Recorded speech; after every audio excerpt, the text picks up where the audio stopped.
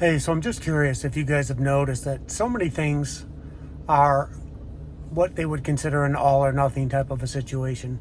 And I guess I'm curious if you feel that way about retirement, because really retirement doesn't have to be an all or nothing.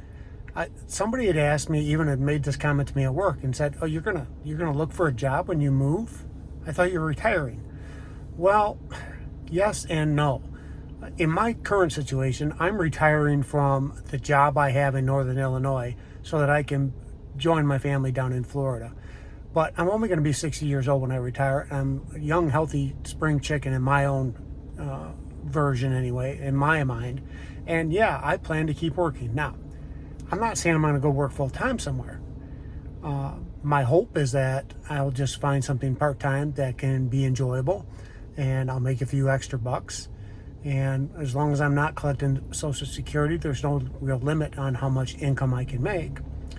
And that's another video for another day, because if you do collect Social Security, they do tell you how much money you can take or how much money you can make if you're collecting, even though it's money you already paid in taxes that we couldn't opt out of. So now you're limited how much income you can make on the side to get your own money back that you paid in taxes. Again, another story, another video possibly, but I plan to continue to work somewhere. I'm hoping to find something part-time. There's a lot of great companies that appreciate folks like us that have some experience and have a work ethic and can show up for work.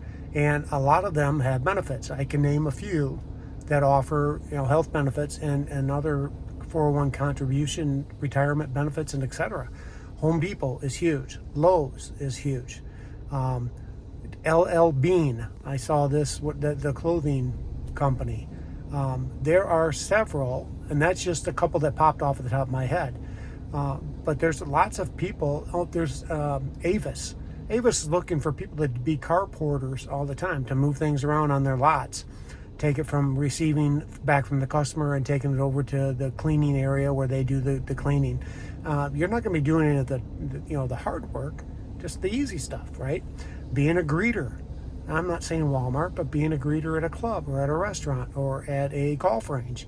You could be in some kind of other retail circumstances like that with grocery stores and Publix and Targets, if that's what you're looking for. The point is that we don't have to be idle.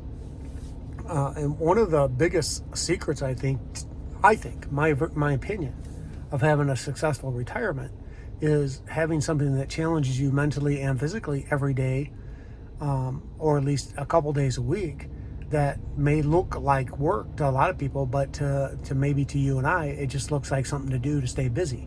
Because staying busy is the critical part.